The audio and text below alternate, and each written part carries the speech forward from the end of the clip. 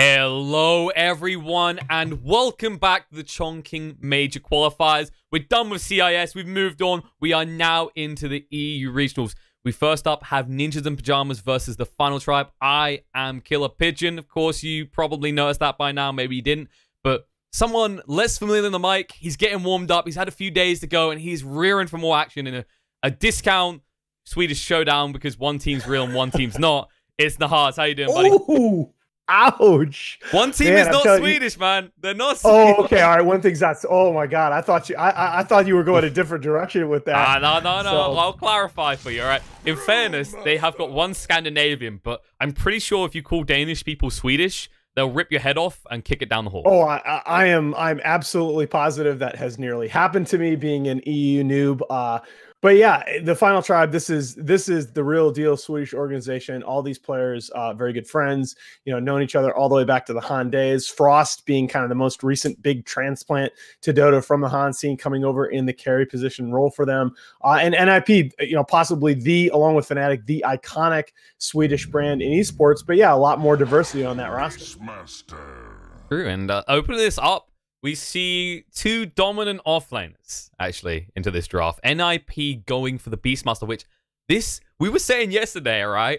P is going to do something different to what we saw in the CIS, the SEA, everywhere else so far. And I don't think we've seen a single Beastmaster pick. No, Beastmaster definitely not met at this point. But remember what you were saying yesterday. You were saying NiP were a team that were in love with their Drow. Well, Drow Ranger got nerfed into the ground. So what do? Maybe you turn to kind of the other big hero in aura strats. Worth mentioning as well that Beastmaster did get a few changes on his own. His Hawk is now a global cast ability, so you can get that vision wherever on the map you want, although you don't have as much control over it dynamically. The Keeper of the Light's a hero that's still inspiring a lot of debate in the pro ranks about what this hero is going to be, whether or not he's viable. I certainly like this combination, although you're not going to be able to do, you're not going to have quite the split push potential that you used to behind the Keeper. It's definitely true. Something like a Dazzle would have been nice, but of course that got banned out. And we said, yeah, these supports were just out straight away. Rubik and Dazzle seem to be always first in people's minds. The Lich is usually an afterthought. Doesn't stick through this time. What else are we looking at in the support category here, Alan? What else is just getting you ripping your hair out right now? I mean, basically anything with status resistances. I don't want to go on a rant about this again because we've already talked about it, but I think it's an utterly broken concept. I think Arcane Supremacy is going to be nerfed is probably too light a term. I think it's going to be reworked again. I just don't. I think that aura right now is way too powerful. Bane is a hero that I expect to get some attention. But Winter Wyvern, the big thing about the Wyvern, right? First of all, it's a direct counter to the aura strat, since all of a sudden you use that Winter's Curse and that attack speed aura from the Beastmaster is now working for you instead of the enemy team. And the other thing, we've talked about this in so many drafts, you got to have a BKB breaker. And Winter Wyvern, you've got that one extremely reliable BKB piercing disable. And you've also got a support that can get out there and push waves. Like, there are a lot of times when you're behind in the game, you need that support to be able to go out and push waves and possibly die in the process, and that's fine. And that's kind of the interesting thing about Wyvern is this is a hero that can do it from the tree line. So out of the heroes that would do this in the support class, probably the least at risk of getting killed when you do those things. Sure, absolutely. And it's also, again, it's another hero that makes use of the refresher shard. We saw that yesterday with that PA Lone Druid lineup on the other side, the Winter Wyvern with the refresher shard making so much of a difference there in terms of how they had to approach fights. That's true. Definitely a lot of value here. I think the big crux for NiP is they're going to, if for the right-click carry, because obviously they've drafted away with the Beastmaster, or they're going to want that, they're going to need someone that can build a BKB first or after a medium item second and not feel underwhelming with it. Because against the Brewmaster, we saw the effect of that. Cyclone on a Luna in one of the games, and it just meant she couldn't do anything because she refused to build a BKB. Yeah, I mean, two things. What you're going to see a lot in these qualifiers is you're going to see, particularly in the early days after a patch, there's a lot of disparity in how heroes are valued across regions. And the Phantom Assassin, the hero that was absolutely ruining games throughout that CIS qualifier, is untouched now going into phase 2 of the draft. There you go. She's going to show up, and she's also that perfect BKB builder that you talked about. She can naturally build BKB as a second item. She can have that big first 2 item. I prefer Deso BKB. You're going to see Battle Fury BKB as well, though. She's going to have that at 25 minutes, and she's going to be ready for those big team fights where ordinarily that Cyclone is such a disruption. So this is what happens when you get a TI panelist in. You know, notice how he just directly started talking about PA. It came up. He knew it was coming. We knew it was coming. I'm gonna confess, Alan. After we cast those games, I went to some pub games and I immediately picked PA. And the hero's broken. It's insane. I do like this as a counter, and this brings up something that we probably should have mentioned with the Brewmaster, that there are a lot of the classic offlaners that have become sort of 3-4 flex picks, and the Axe and the Brewmaster are on that, more so with the Axe. I think Axe and Centaur are the big two sort of tanky offlaners that you talk about that often will get pushed into that 4 position role as the draft goes on. Brewmaster, though, you've seen some of the Chinese teams run it at the 4. The Bane shows up. It's a hero that we've talked about as an alternative to the Wyvern. You know, no longer necessarily as good a BKB breaker as he used to be because the Enfeeble no longer goes through BKB, but it does give that status resistance. All of a sudden here, you get Roar on an enfeebled target, and that hero just isn't doing anything. I mean, it's not just that. Think about Keeper of the Light as well. You know how that whole meme of dropping 2 with the Refresher and black holing? You're more or less going to be at that with 1. Oh. Yeah, it's just like any hero here, actually. In fact, you stick on the PA. That's actually super disgusting. Yeah, wow. Like the PA, you'll be slowed longer. You can actually harass really effectively in lane. I'm not sure. I don't think it interacts with the Phantom Strike. I don't know how self buffs work with the status resistance because it's cast on a person to get the buff. I don't think it changes it. I hope not, because that would be absurd.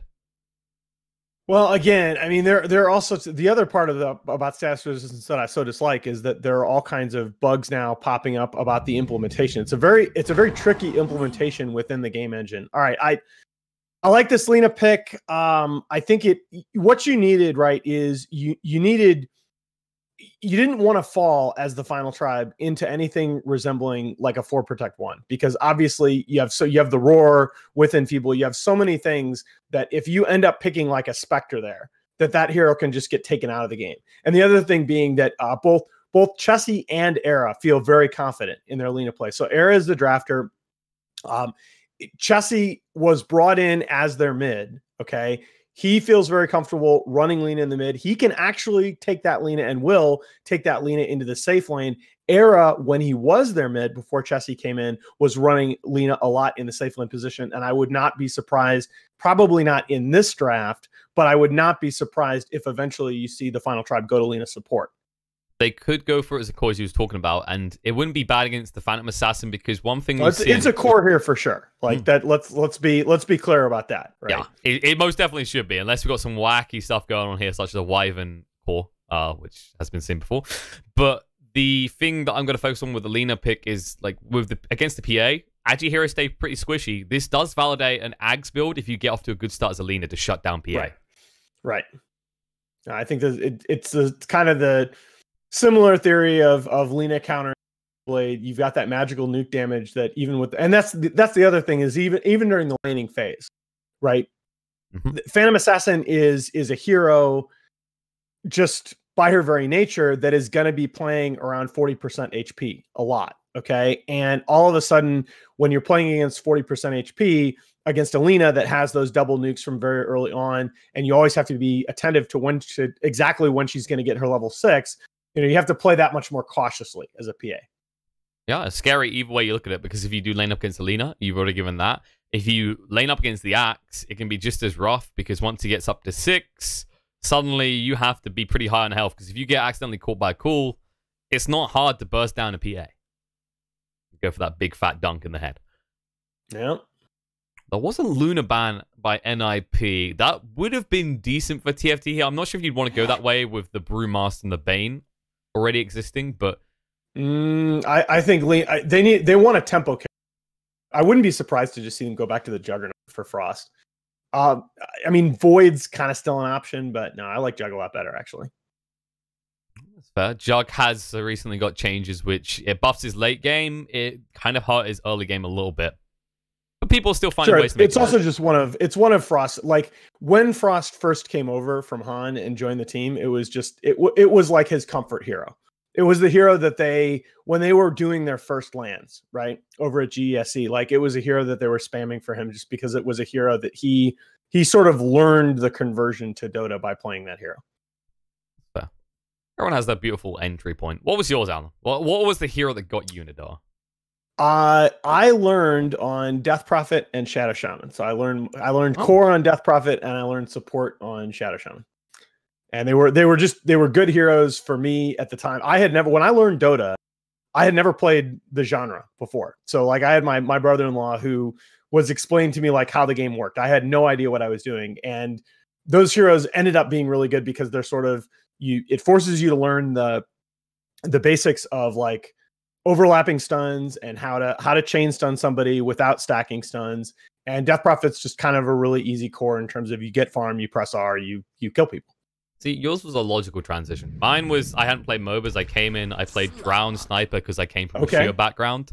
And as soon as I realized people, like heroes like Kunkka existed, one by one, every hero in my mind was broken. And this hero, a lot of people thought he was going to be broken after they saw the permanent agi gain changes. Hasn't been seen too much, though. No, it still has a lot of the same problems, right? I mean, it's still a hero that it needs to build that Shadow Blade to get around the map and to create chaos. And it's still very easy to shut down in lane.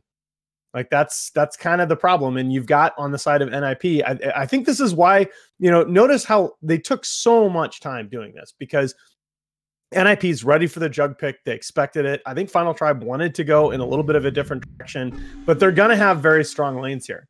That is a hero that I did not expect to see. It's a hero that's been getting a lot of attention. A lot of people talking about Puck, liking this hero, possibly coming back as a mid. I like this kind of notion that NiP have kind of gone for a measuring contest. Like, you have a single target leash. Allow us to get a multi-target leash. We'll see who wins in that scenario. But yeah, and again, a multi-target leash that, as long as you've got that Bane around and the potential for Enfeeble, it's just, what is that? Oh my, what is that Coddle set? That is pretty kick-ass. That was a while back. That's the Odin, like the Odin set for the guy. I have seen that horse somewhere before. I used to just go for the Gandalf. All right, I'm sorry I got distracted, but that's actually awesome. That horse especially. Oof. Dude, how are people this talented? Oh my God. I have not an artistic. I am so like left brain. It's disgusting.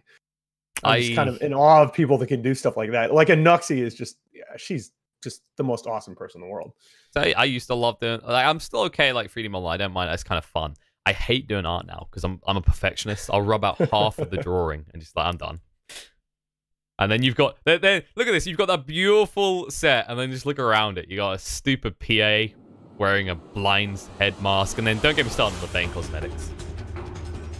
Yeah, the gold head, like we Clark right there. Okay, why did I get distracted by cosmetics? I'm so sorry. You did. You dragged this up. Okay, Nahaz, you just burned through our pause content. All right, that was gonna keep us going. Man.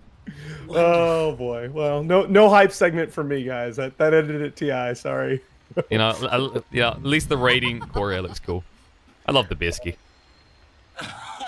Actually, I think they removed it. I think the Courier for Radiant used to have like one of those picnic sticks, the one was like tied at the end, the little bag. Sure. And they changed it, which is upset me because it was so adorable. Dude, Bearsky, I mean, come on, this is the Canada Cup Courier. I know, Bearsky, but baby, that's awesome. I want both because the other one looks so freaking adorable. I got it. I'm good with that. All right, so it's going to be really important when you look at these lanes, right? How are they going to protect the Slark in lane? Because I don't think that you can necessarily leave the Brewmaster or the Axe. So by the way, it is very important here. It is going to be Axe in the offlane role with Yonasamfan and Brewmaster support. And in fact, it's kind of doubly unusual because Hanskin is ordinarily their 5 position. Yeah, I guess they've changed that one after Era made the switch over. And I guess he's been playing more hard 5. You can actually interchange them though. Like we have seen, for example, Puppy run the Brewmaster as a 5, as a hard 5. Sure. So it does have that flexibility. Wyvern isn't a hero that can't do things with gold, right? You get a quick limit cape, something like a blink dagger. See, I like the Wyvern as a 4, but I think with the way that TFT plays, it's going to be a 5 here. We'll see. We'll find out. I think the big first order question. I mean, they got 3 heroes down here getting ready to contest the bottom rune, and they got Slark up there in that top lane by himself. Obviously, there's going to need to be a transition made. Yeah, it's a question of who it's going to be. I'd expect it to be Hanskin just because I don't think he handles the PA fantastically. His logic is he wants the Drunken Brawler run at you, right? But you've always got to worry about Phantom Strike to break the distance. Oh, by the way, it should be said, this is the return of an absolute classic combo. Fata Puck is one of the most played player hero combos in the history of professional Dota. Really good blocks here, by the way, from both players. That's a little bit of an advantage there to Chessie with the range creep on the high ground, but that was actually excellent technical blocking. Nicely done. And both of them the same idea. Make sure you get those creeps by using your spells. Of course, the risk here is, as the levels go on, while Fata can dish out a lot more damage and dodge out a lot more, if he throws out that illusory to farm, he is at risk of being killed. Yeah, really, this was very nice because Fata needed that he needed to not uphill miss the range creep, and now that he got the last hit on the first wave range creep, he's looking very good in terms of positioning in the second, probably future waves as well. It's also the case that Lina does have a lot of mana to work with, but once you run down low, you can't really use clarities against a hero like Puck. All right, Bane taking a little bit of harass, but I don't necessarily think anybody's going to happen, so we can talk about Axe. This is fantastically annoying.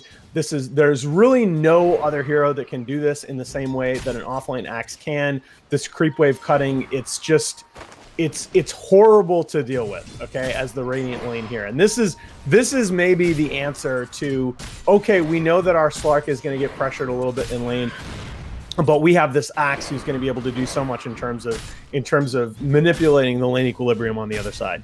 I mean, I think it's interesting you bring that up because it's like, in fairness, there are other heroes that can do this. There aren't other heroes that can do this from level 1. So yes, exactly. Like Underlord, for example, you get him to like level 4, he can actually effectively farm camps and creep waves, but he has to get level 4 first. Whereas this guy is just always going to get his levels. It's one of the most powerful things about Axe right now is there's no real way to deny him XP. Well, and it doesn't just matter for him, right? It matters because you can put another totally safe, and they both can get their levels at a fairly good clip, and then that other hero can transition off to another lane. And so it's not just about the Axe; it's about him facilitating and sort of opening up the pool. We haven't talked much about the top lane so far, and kind of highlighted a lane which I thought was going to be, I thought there'd be a lot more action here pressuring the Slark, but they've kind of been satisfied to passably harass him, try and keep him off the wave. Yeah, he's doing better than the Beastmaster so far, though. The problem that was a nice deny there, by the way, by Era on the range creep. It did good. I want to talk about the fact that, like, with Wyvern, you do usually suffer from this fact you're going to shove the lane, but you're up against the Cole, so it basically evens out, right? Like, it's not a worry. It's usually a negative for the Wyvern to be doing this, but there's always that frustration. Just by the way, I mean, I'm sure most of our viewers will know this by now, but when you're watching these lanes, I mean, it's a good idea in the first like 3 or 4 waves. Just keep track of who gets the range creep, right? That's a very good proxy for who's winning the lane overall. Yeah, of course, there's still some XP advantage to it. Of course, the deny mechanic was changed, so it's now about the gold you gain. And it's right, as you just saw with Frost, right? He gets that deny on the melee creep. That's now him farming a little bit faster, but that's why another reason why I say that this patch was kind of a net buff for cores, because now the denies benefit the cores much more so than the supports. It did kind of buff supports as well, because the biggest change is that you're going to get more XP in the lane, even if you're starting to get pummeled, right? So interesting. Hanskin shows, I mean, this is a little bit of a weird thing, right? Hanskin made that transition from the bottom lane to the top at level 2. I thought he might have waited one more level, okay, and he shows right away, which I don't necessarily agree with. Yeah, even, like, he's going to have to come from long range with the Drunken Brawler, and of course it does alternate between your movement speed, so it can work against you sometimes, as we just saw there. And look at that, just not effective trade. The problem is you've got 3 heroes, you're against a Colt here. Oh, Pound's coming out to 33, they're going to turn on the arrow, force him away. Now Dark Pack being used, 33 getting low. Can they find the kill? Nightmare in time, perfectly done. PBD just trying to cover 33 as he escapes, and he does it. They'll turn around, do a decent amount of trade. Frost takes a lot of damage here, actually. Man, yeah, that was actually really good. They needed a very well timed nightmare there, 33 from getting the first blood, and Slark would probably have gotten the kill, which is absolutely gigantic. Yeah, it's absolutely huge because not only are you getting first blood, you're getting bonus agi as well. It makes it harder for you to contest him in lane, and it's a snowball hero. Like, Slark has always been a snowball hero. I like that they kind of doubled down on that logic instead of trying to make him a jack of all trades. Oh, absolutely. I mean, that's been the consistent balancing philosophy. Is Era might go down here to 33. He's gone. The boar spits it out. Oh man, there you go. And 33 knew it. He knew it too. He had already turned his hero to get back into laning position. Gets the last hit on his boar. Nicely done from 33, proving how frustrating a Beastmaster can be now, especially since there's been this switch away from Wild Axe leveling into the Aura plus the boars again. Yep. I mean, to remind people, like, that you didn't see much Beastmaster last patch, but that build was dead. It was all about the Wild Axes. Oh yeah, absolutely. I mean, that was the build that Sumail and a couple of others brought back into the scene, where you played this off-lane Beastmaster where you would just literally stand in the lane and just spam axes on the enemy carry. And it's like, what in the world? A lot of these carries, right, had pretty low base armor. And so all of a sudden you're a carry and you eat 3 axes and you're like, I'm on 10% HP. What happened? It's pretty painful to deal with. Of course, Soaring being so damn effective at the moment. Not an item we actually see too much of right now, actually, in fairness. Which is surprising with the removal of the Aquila. The ward coming in the mid lane. Nicely done by PPD. Coming over. Yeah, I like sneaking that ward in position. Probably no way that Final Tribe could have spotted that. A little bit, I thought he might stick around and just apply some passive pressure onto Chessie, but you know, that gives a lot of information too. They might be looking for that ward there as a result. Just looking for comparison so far. What is PA? What's coming up, PA? What you got? Okay, there's. I was looking. I was like, no Wraith Bands. What's going on? You got the most CS. Oh, mid lane. Chessie goes down to rotation. The sleep down to Hanskin as well. They won't be able to find him courtesy of the Drunken Brawler.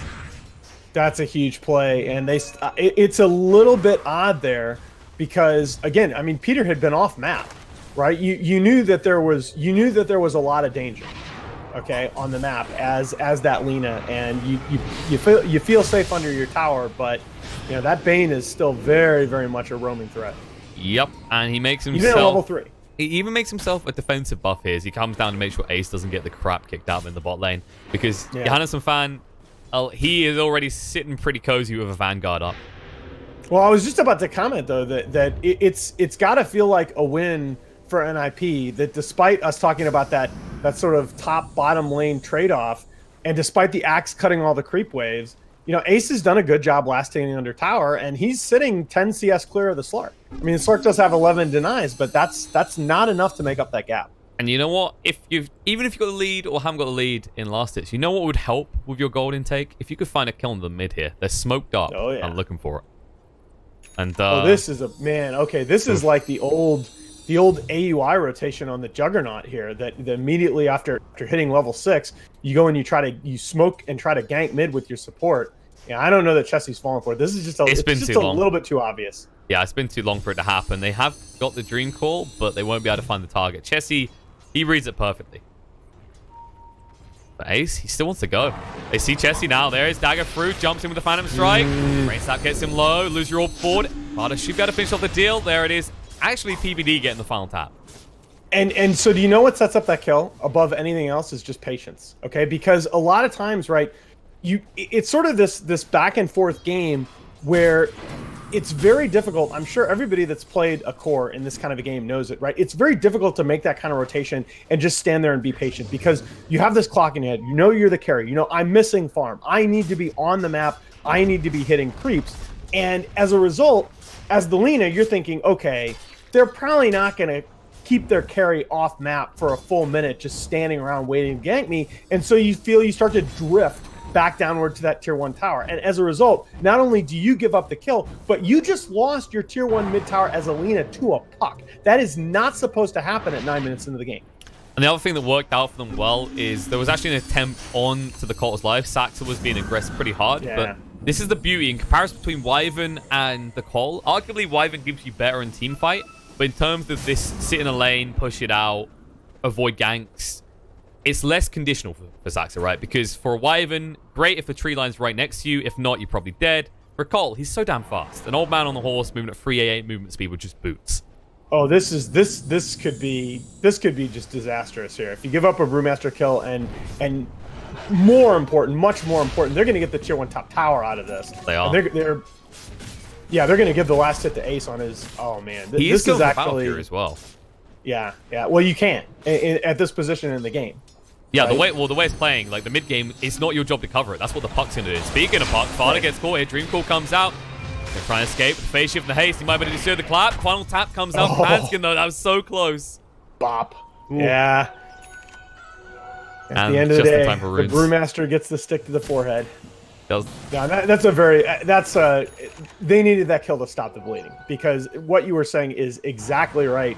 That this puck with 3 null tallies and about to get his blink dagger before that kill, that puck would have been more than enough to create space for the Battle Fury PA, and you've been in a situation where the PA has Battle Fury, Deso, and BKB at the 25-minute mark, and that's game over.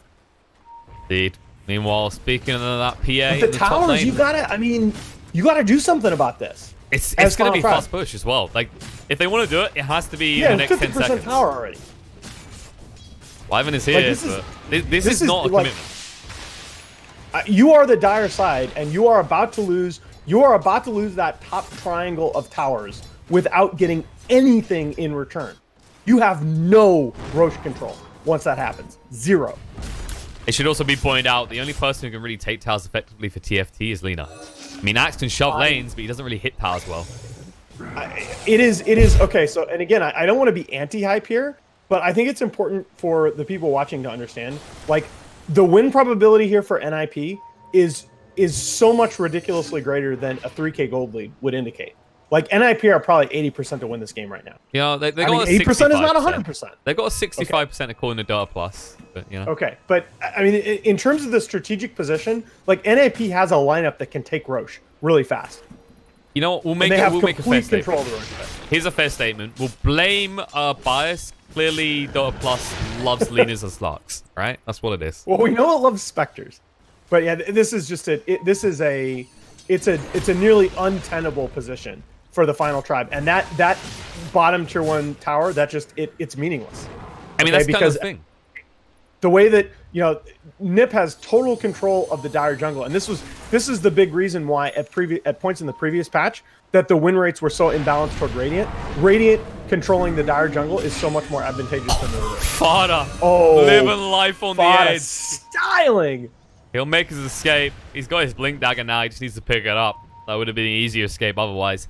But I think you're right, because it's not just that they've taken the dire jungle away from them. TFT, it's not like you're just stuck in your carry in the bot lane and he's just farming. You're sticking like 2 free heroes here, which means you're nowhere near the Roche pit if something happens. Again, it can be as simple. And you look at it's interesting to me that the ward positions are almost symmetric, right? You got basically offensive wards in the enemy jungle, but it is so much more advantageous for Radiant to control the upper left portion of the map than it is for Dire to control the lower right. It's true, and look at the status game. They actually have just stuck down a wall behind the tier 1. TFT identifying if they actually want to retain any control over Roche, this tier 1 needs to fall in the next 2 minutes. Yes, that is public enemy #1 right now. I just don't like this lack of urgency that I'm seeing from the final tribe here. Well, it's gonna have to become urgent fast because Roche is happening and they're nowhere near to interrupt. It's just straight out of the playbook. How can you be, right? I mean, it's not going to be like, it is going to be pretty damn fast. It's a PA. Never doubt the speed. There's just no way. I don't care if you have that. As long as that tier 1 tower is still standing, I don't care about that ward. There's just nothing that you can do to contest this Roshan. And the thing is, you have to know that. You know that 5 minutes ago. You know that when they start hitting your top tier 2 tower, you had to commit to defend that tower. Like, it's just poor strategy. I do also like the way that Ace has chosen to, like, typically PAs will go maybe for damage to see the value, but 150 health in this type of game when your biggest threat is the Lina, I like that read, especially seeing as he's got a Beastmaster of the Aura. Like, they're gonna deathball now. That's the problem. TFT aren't ready for this either. The Slark, he's got nothing. He hasn't even got the Shadow Blade. And once he has the Shadow Blade, that's not a team fight item. That's a gank and find someone alone item. Yeah, and this is also what I love about Aces. All good carry players will make these reads, but he's totally comfortable fighting with the 2 Wraithband's Demon Edge treads. Like, he's like, you know what? My team is much stronger right now. I don't need to finish my Battle Fury. My Battle Fury will get finished. I'm going to control the enemy side of the map. We're going to use this Roshan. And it's just so hard for TFT to come back in this game right now. It is indeed. And, well, there's that Battle Fury completed. 14.5 minutes in. Not a bad time for Ace. And look at this. Someone kindly stacked for him as well. Oh, yeah. That's the other thing is you look at the ancient stacks, right? Especially now with a slightly reconfigured high ground, right? That little ancient camp right there, it can be stacked, and it's just so safe to farm while you're staging for Roshan. It's also the case, he didn't even have to use of that because he's tanky enough now, but you can go to this situation even earlier as a PA now because the blur, of course, you can hit creeps, doesn't reveal you. Oh, yeah, that's, I mean, my finest creation, right? You know what I call it? It's the smoke 2.0. It's a better smoke. Oh, God. Oh, look at this. Error, they see him. They go for prime roll, but they don't need it. Ace, 2 taps him. All right. I mean, come on. Ace, be nice, man. You know what? He'll be nice to the rest of the team as long as they let him be nasty to the towers. That's the deal. Right, fair enough. Fair enough. Oh, look at Chessie. They know where he is. He just revealed with the right click. And if he hangs around, he reads it, though. Chessie has been on point with the way he's read this. It just hasn't led to anything for his team. It's always, okay, they're coming. I need to leave.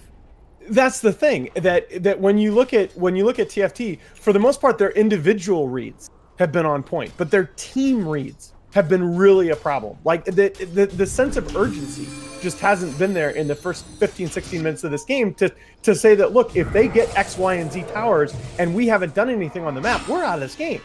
And I mean, Fada is just toying with them at this point. He is. He gets to call on the 2. He's going to phase shift and move through. But look at this. Frost reads it, moves in. The bounce is going to be there. And Puck is gone. They get Wyvern in return in the mid, but that's not a worthwhile trade. They did at least get the tower in the mid as well. Yeah, I see. That's the thing. I actually don't mind it at all because, you know, Fada's down there. He's done what he needs to do in this game. Look at his next item. His next item are Brutes of Travel. Okay, you know, he's not trying for a Veil. He's not trying for a Dagon. He's not in a position where, oh gosh, guys, I need another item so that I can be effective in a fight.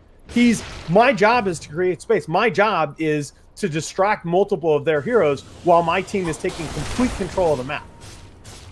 Mid lane, Call's going to come in on Ace. He's alone here. This is pretty bold. He doesn't have the second life at least. And Frost. Yeah, he is absolutely fine. Like Frost for a second, like, we can do this. I don't think so, buddy. I really don't. I love the BM dagger there by Ace. Like, Ace just turns around and daggers the Slark. He's like, you know, what are you going to do? What are you going to do? It's like, just throws out. It's like, if this tiny little thing hurts you enough, I'm going back in, and I don't care how many people are behind you. I know you got... I know you might have 5 heroes behind you. What's up? 2 lives on a very controversial hero right now. And he wants to use them. Ace thinking about going. The Blade Mail triggered on your Handsome Fan defensively. The split comes out, and Brewmaster just trying to distract the Bane, make sure you can't do anything. They do actually drop the ult from the Cot on the side, and now the Call coming in. Catches on 2. The pounce through as well. Can they do enough damage? Nice. It's going to go down. The Rival Raw's been used. Looks like they're going to be able to get the kill on a 33 as well. But Ace, now he's alone. Can he do this? He's got a second life to work with, but where are these crits? Nowhere. But your team is dead. Fada, I mean, he arrives. He's just disrespecting to... No, Fada can clean this up, though. He's going to look for more, probably. Chessie's going to be chased onto. They don't have any way of locking him down. It's the problem, though. Slark on the side with the Invis. Yeah, they know where he is. It's good Sentry Ward placement, but I don't know. That might have been a little bit much there, guys.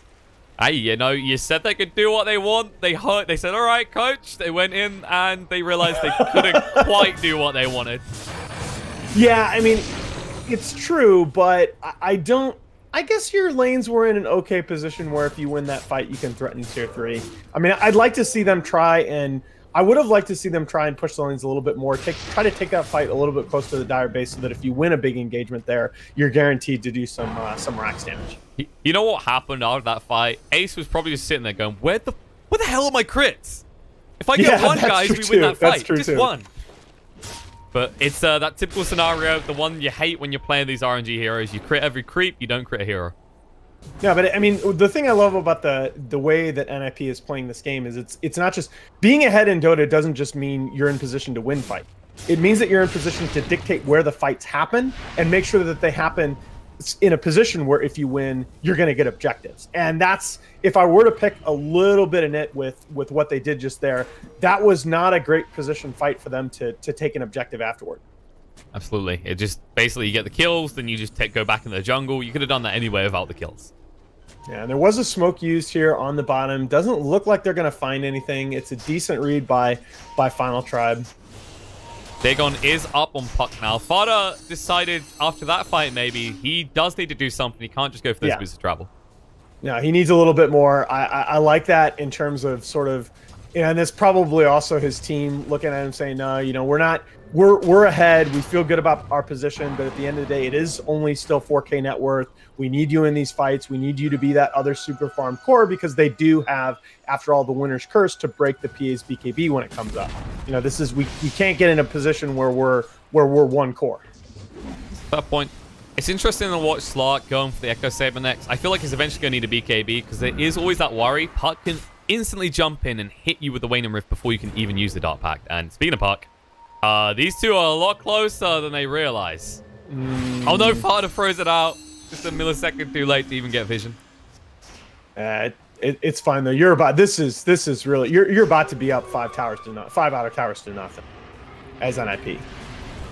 That's true. As the boar's running this one down, it will be in deny range. The creep's coming in now. Do they actually want to go for it? Harry's a little bit reluctant. He doesn't know where they are. There we go. Oh, no. Yeah, you're going to get it.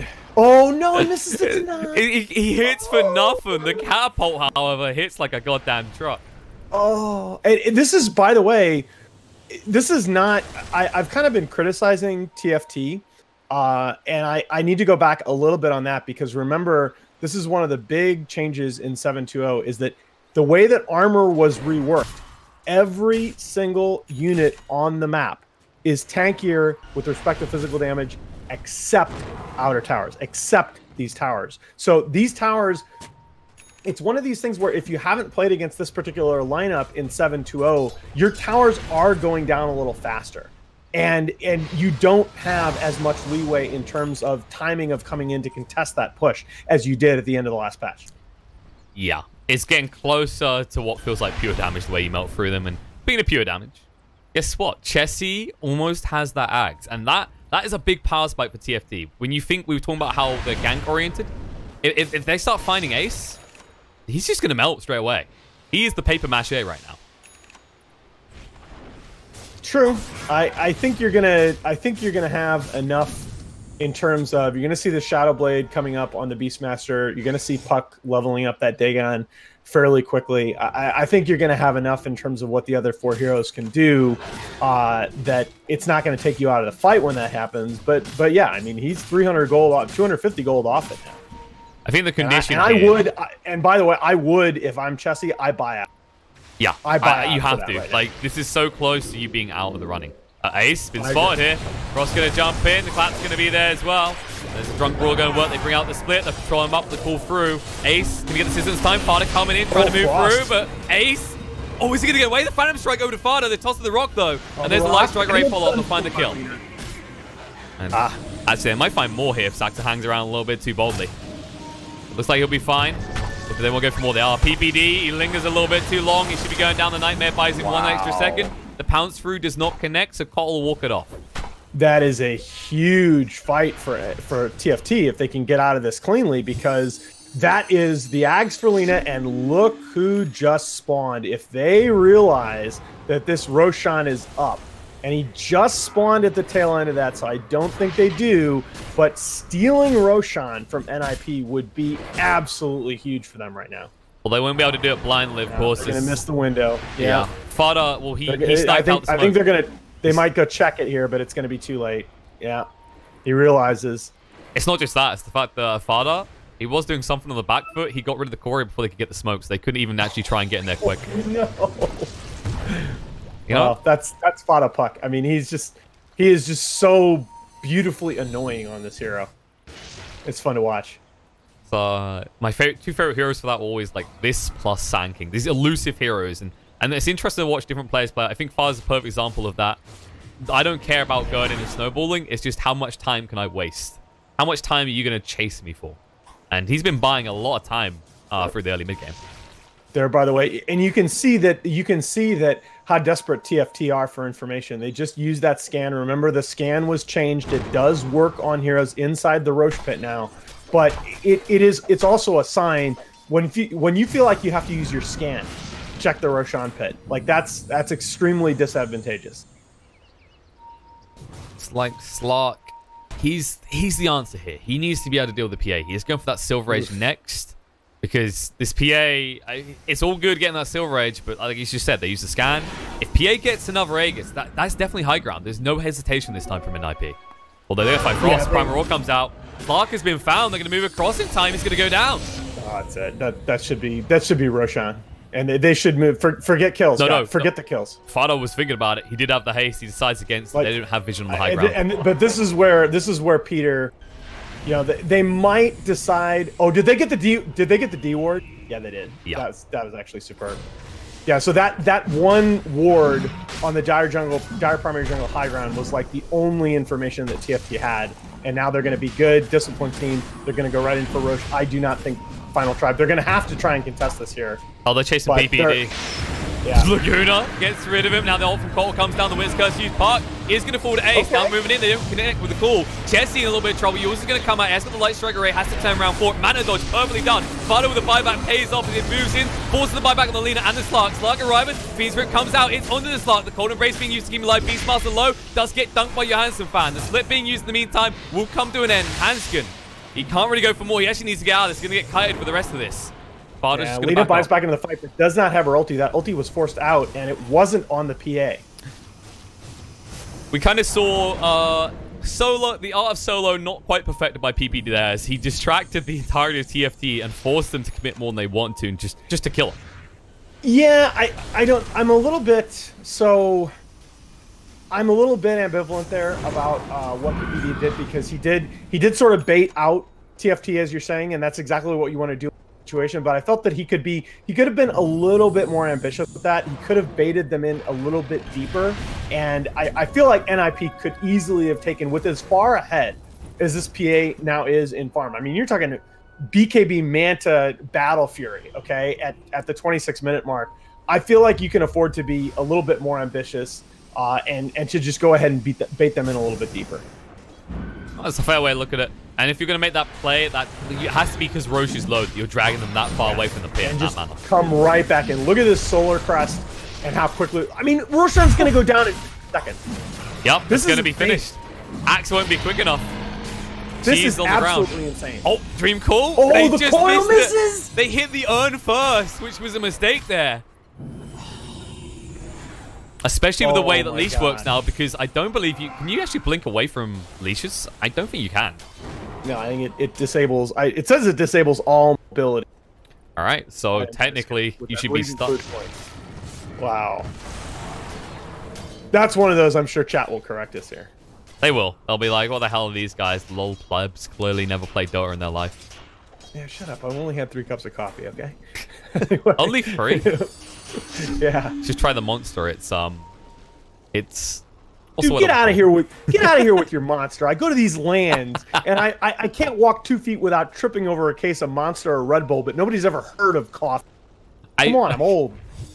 Hey, you know, every office has coffee. We're the cool kids. It's esports. Come on. Look at this cool kid in top. Fado on the push. This is another advantage of Puck that we see. We haven't seen for a long time, but it is pretty good. You don't think of this hero as an effective split pusher, but then you remember how much mobility he has. Yeah, exactly. And especially with the Boots of Travel and TP Scroll no longer sharing cooldown. Yeah, that's your mobility around the map. Any carry now, right, with Boots of Travel and a TP Scroll can be at least moderately effective as a split pusher. That's why I say it's one of the about half a dozen big reasons that this patch is just such a huge net buff to cores. Speaking of the cores, Ace leading the way with his Aegis.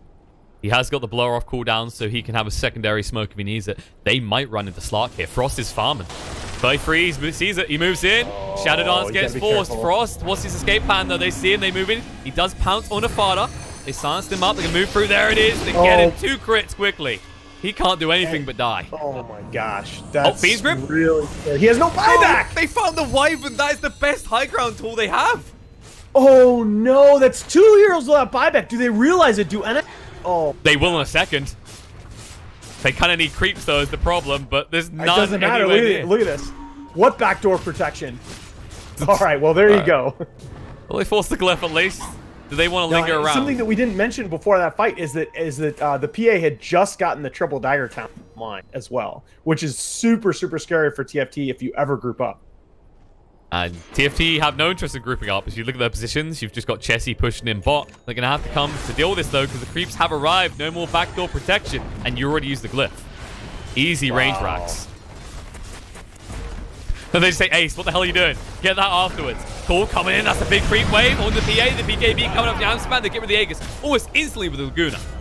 Can they follow it up? They got the light strike rate, but the Science Fada on point. The BKB jumping in, going for his winning skirts on Ace. Chessie has to keep running, though. The BKB is still going. The call's going to come out. The Primal Roar there onto the Wyvern. Maybe not the optimal target. Light Strike array onto Ace. He's super deep. He has got the cheese. Mana dodge to move away here. The Ignis covers his escape. They'll go back. They'll hit the racks and then look to leave. Or will they? Fada going in. Just harassing him a little bit on the escape. Nice use of the Dream Core to make sure there's no follow-up.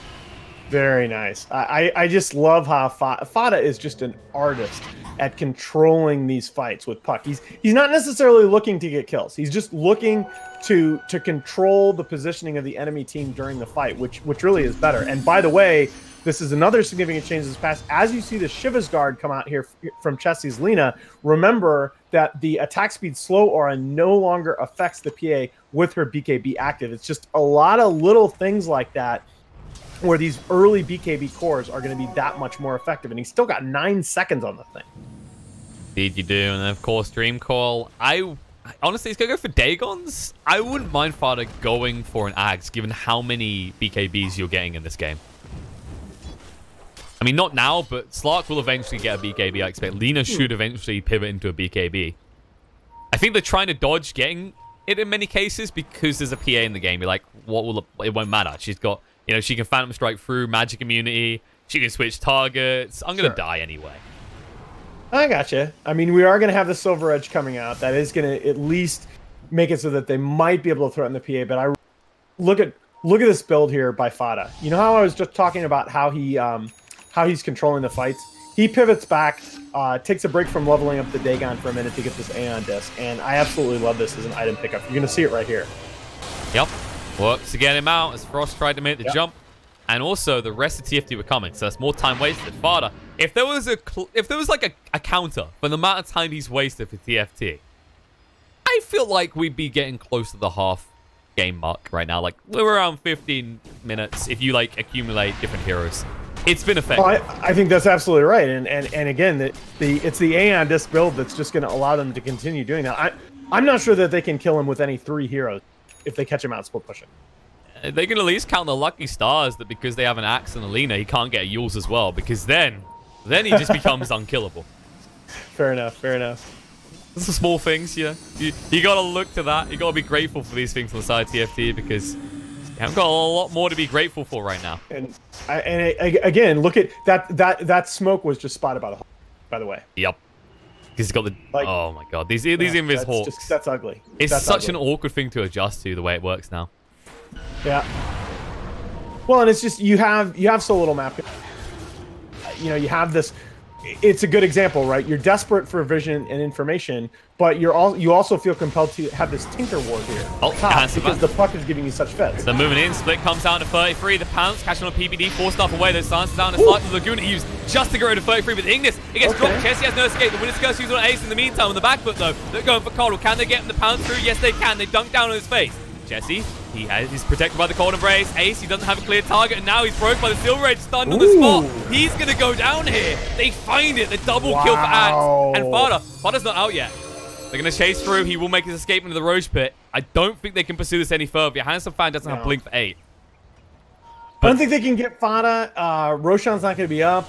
So I don't know that they're going to get a whole lot out of this fight, even though it is a great move there by TFT. That was ballsy. He went behind him. He knew they were going on in behind the tower. He just does not care. So you say they won't get much. They at least get the tier 1. Most important tower finally falling 34 minutes in before NiP finally loses that. Yeah, they might get a tier 2 here too. I mean, remember, that's another thing about these games that you got to keep patches, that the games can swing so much faster because, multiple objectives are going to get taken, right? Oh, yeah. I don't think they're going to be able to get right. That's even with PA down. That's a bridge too far. They'll accept 2 towers though. If you actually look at the gold, it's a nice dip, especially XP wise. That's a huge swing. Looking at this now. it's one of those things where you have to look at this game as TFT and you have to say we're not out of it. I mean, it's 13-13 in kills. That it means absolutely nothing. But it is an 8K network. If they can contest the next Roshan, they know that the next Roshan is going to be the refresher shard. Okay, and they have the Winter Wyvern against a main core PA on the other side. So they have to be saying to themselves, and they got a Brewmaster and Axe too. They have to be saying to themselves, if we can get this next Roshan, if we can somehow get this refresher shard on our team, we can still win the game. It's just going to be a matter of you can't allow yourself to be controlled by this puck. You got to find a way to catch that hero in an Axe call or something. Maybe a Hex pick up next for Lina instead of a BKB. That could work too. No, I think you need a BKB as Lina. I really do. Because if you get no, you're right. You're right. Because even if you get BKB, you're still gonna get. I mean, she's not the primary focus, right? You've seen each fight. Chessy just make the best. Actually, the smart thing he's doing is because he Laguna straight away, he's less of a concern in their eyes than the slot. So they immediately focus slot instead. Well, I mean, but that's true. But again, from a team context, you have to ask yourself, is that a win? Because if the net outcome of that is that your Slark gets focused. Well, that's the thing I want to say about Slark. It's actually very hard to open a fight on him because they did give him the gem, which means that this Beastmaster is getting nowhere near him before he can escape. All right, so I mean, as TFT, you just have to be laser focused on the big guy here in the pit. That's your game. Have you seen this? I just want to pull your attention away from that because we're seeing something very different on Axe Cube. Okay. Refresher. Yeah. This is not your standard build. Oh God,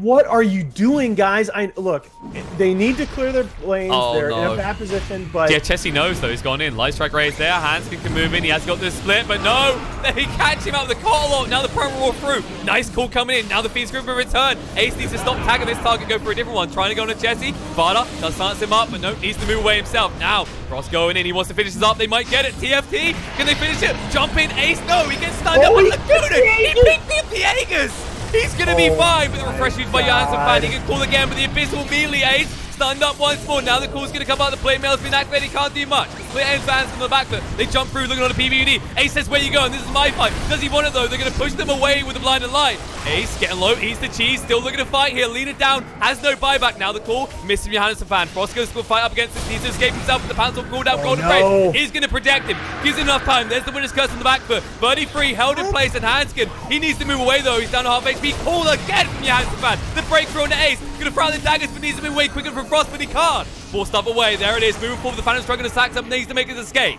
They're going to keep chasing through an Ace. They're going to get away from this. The forced up forward. Frost. Trying for it. The blinded light pushed him close to Ace. He's living. He's going to get a kill on the Brew. Is he going to escape? No. He's going to go down. Chasing forward Saxa. He might go as well. 33 says you're on your own. I'm not helping any longer. If Ace is dead, this fight is over. The absolute madman TFT might actually have pulled this off. I thought they were way too out of position, but Chessy had the great jump in there, and the Roche Pit catches them on a light strike array. Man, oh man. I cannot believe they made a fight out of that. Look at this. It's insane. In fairness, I will give credit to Saxa. He just bought a lot of time against Frost here, but Fada needs to be careful. Oh, the Dream Call coming in. The Brace going to be down the puck. He does hide for the time being. Johansson Fan mistimes the call. Fada will blink away. Yeah, but they're not even. That's the thing. Without the PA on the, you just don't have to fear that puck initiation anymore. You know, the Beastmaster and puck are not going to do the damage that you need to bring you down. That's especially. I mean, the Beastmaster has gone for this like super defensive. You know, he's got a Lincoln's up. Obviously, he's going to be using that on the PA. He's building a BKB, but there's no damage source, right? I liked the Aeon Disc detour from the puck because of what he was able to do around the map, but the result is that with only the level 2 Dagon, with this extremely defensive build on the Beastmaster, there really is only one damage source coming out from the side of NiP. That's kind of the interesting thing to look at in this game is actually, if you remember back to the Optic days, 33 was always prioritization, right? It was always about him. You built a draft around him, you got him what he needed. But you look at him in this game, as you said, the Lincolns pick up with the Vlads as well. It's all about how can I make Ace's job easier. And that's where it backfires, right? When you're ahead, it feels good. But with TFT starting to even this up, I mean, we already talked about how strong Slark is. Chessie's made himself very relevant in this game. And let's not forget the work that Johansson fan has been putting in. And again, you know, we talk about this concept now of dead gold all the time, but it's the generalization is sort of effective gold. When you look at what the items are supposed to do, right? This puck has the Aeon Disc largely for split pushing. The Beastmaster has all of these protective and utility items designed for initiation and to take the pressure off the PA. That was a little bit too close for comfort from Fada. Light Striker Ray was about 0.2 seconds off connecting with Puck's face there. There is your difference maker, though. At the end of that, he does get away, and you know, again, Fada makes it look interesting, but he's got. I mean, the Aeon Disc is still off cooldown, right? So it's not the hugest deal, even if that does connect. But he's got the Hex now, and that's a difference maker. I mean, I have to give really big credit to not only Fada, I have to give it to the hidden hero here, which is Saxa. The amount of space between the two of them to create, like that last fight, if they wipe Colt straight away, they go base, they take a lane. They couldn't do that. 100%. And we have not been talking nearly enough about the support play in this game. It's been on balance very good, and I completely agree with you. It does need to be said, though, of course, most people will probably already be aware of this, but for those who are not, the Hex state is now dispellable via Strong Dispel, and probably the most important of those is Slark's Dark Pack. So the Hex is no longer the hard counter to Slark that it has been in the last few patches. Very true. And speaking of Slark, Skadi next up on the board. He realized he needs to tank up more as you know, things getting a little bit too close for comfort for him. The focus is on what PA does next, though. This Satanic, we've seen the effects of it on this hero. Just one crit, back to full HP. How you doing? And actually, a thing that people forget about is the new Satanic status resistance. True. You had to do that to me, didn't you? It's a relevant point. Absolutely. I feel like when you look at this, there's a 10K net worth differential, right, between the PA and the Slark. But with what the Slark has around him, the secondary damage source coming out from the Lina, the threat of the 2 BKB piercing disables for really only one hero that you have to worry about on the side of NiP from the Axe and the Winter Wyvern, you know, the Slark he feels so much better in these fights.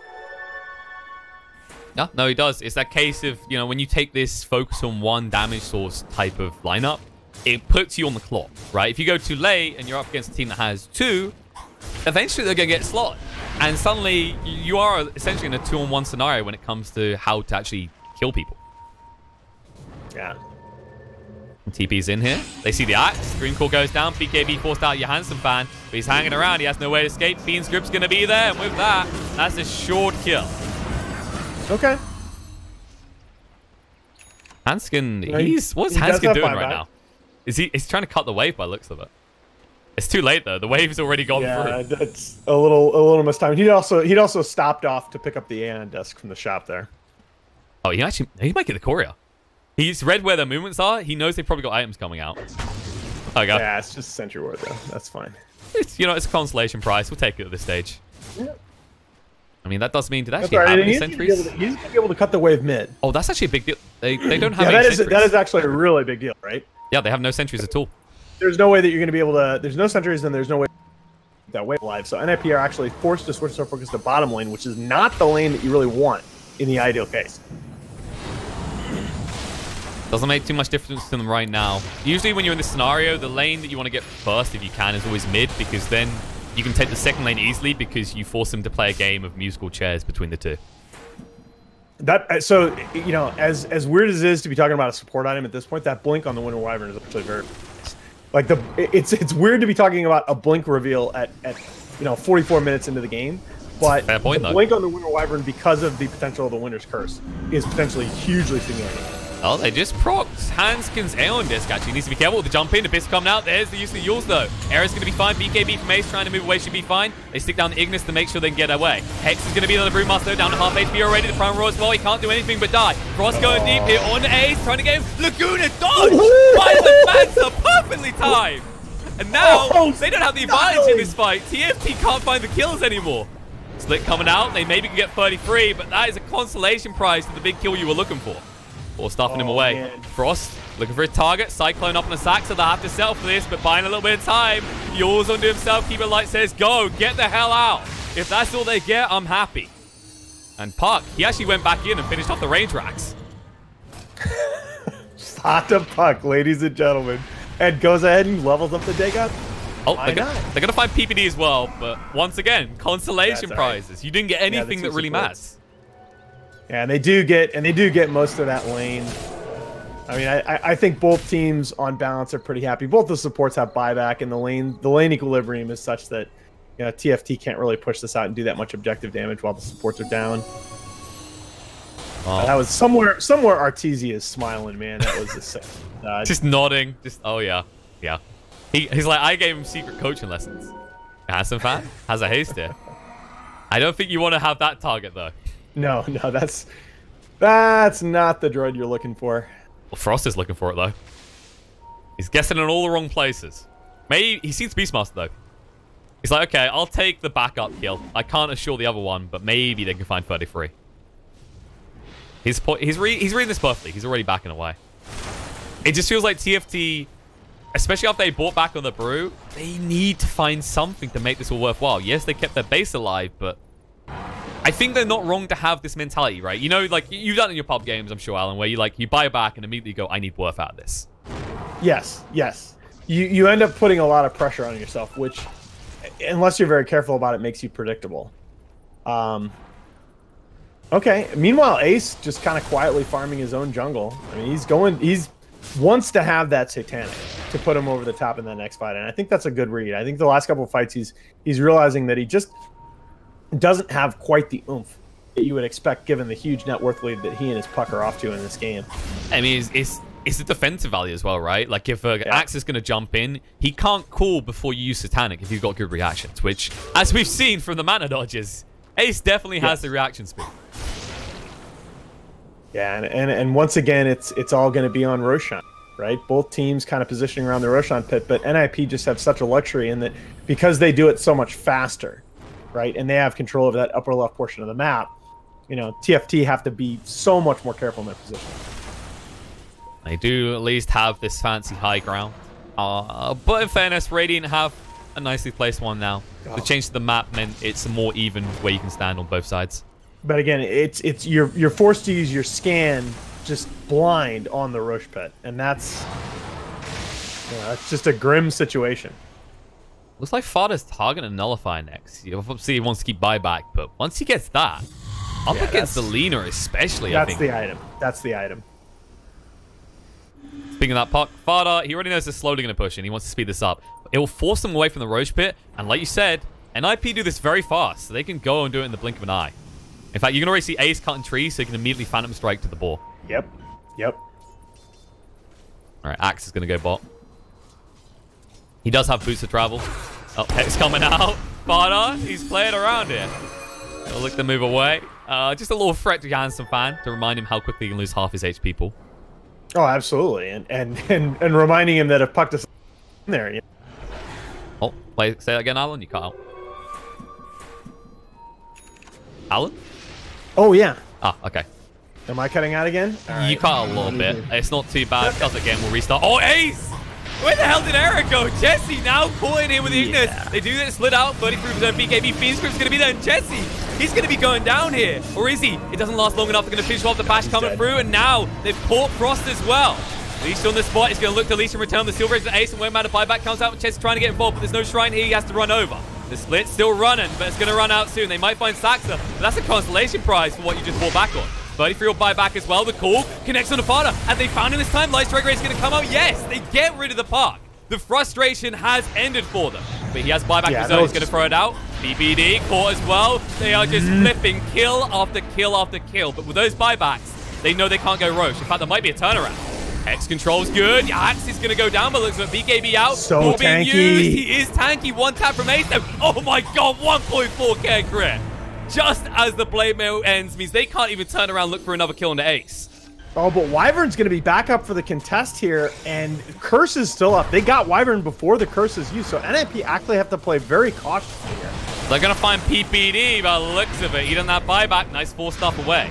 Frost. Oh no! They just put Enfeeble on. He's got bashed as well. The BKB from Ace. Frost! He has no escape. Shadow Dance finally coming out of midway. The Laguna. Shotgun down. PBD's gone, but the Hexa return. Lina getting low. Call from Johansson will not save the life of the Lina. She's going to go down. And now Axe, he needs an escape plan. The Prime Roll coming out. The break on the Ace. Running enough mana to dodge away with the Phantom Strike. He'll be able to escape. Frost, what can he do here? He doesn't have a Shadow Dance. He has to be very careful about this. He does have the buyback. He might be forced to use this right because Axe is down. He needs to get out. 4-star forward. Yeah. Ace looking for a target. They might find error, actually. The Glimmer Cape's being used. Blinks away. Illusory Orb in. Father knows what he's looking for if they get this kill. There it is. Triple kill for Ace, and they're back in the base. Yeah, and I think they just won the game, and they won the game. Oh, they're like, okay, we've just used all these buybacks, but we know the one core that we can target on the side of Final Try. This is the thing. Slark's alive, but people without buyback are not. And Ace has buyback. Gonna go in, clearing these brews out so quickly. In fact, it's just gonna be the Earth panel if he's gone. 1.8k. Brew must have 120 seconds. Slark jumping on the back foot, silenced up, Abyssal, and gone.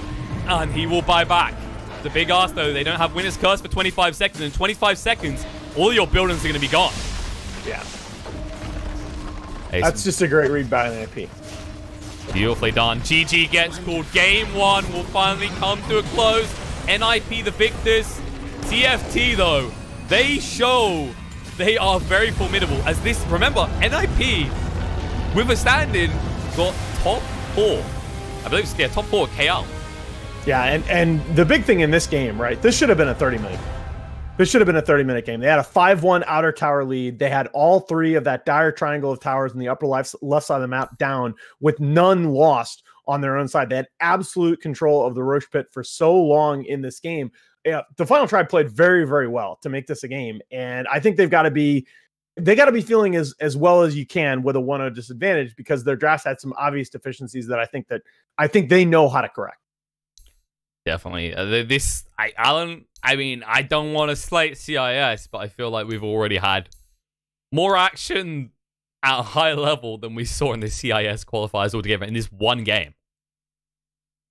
Like I don't know that I would necessarily go that far, but I think what you're seeing here is you're seeing teams that are still very much in the process of testing out new ideas on a new patch. You're seeing teams sort of getting used to the tempo. Like I honestly don't think in the first 20 minutes of this game that the Final Tribe was quite prepared for how fast their towers were going to fall, but they made those adjustments as the game went on. It was just because their lanes were just constantly being pushed in, because they had to fight so hard and position so carefully to keep control of the Roche Pit.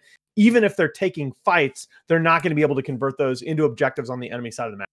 That's a fair point. I guess I was unfair because, you know, the start of this wasn't looking too excitable from a bloodbath perspective that we were used to for the last few days. But, well, TFT, like you said, the rough start. They come back in. They prove, hey, shut up. Stop looking at these guys. We could take this. But they're going to have to come back from behind in this best of 3 because NiP take game 1. We're going to go to a short break. Then we'll be back with game number 2. Stay tuned, guys.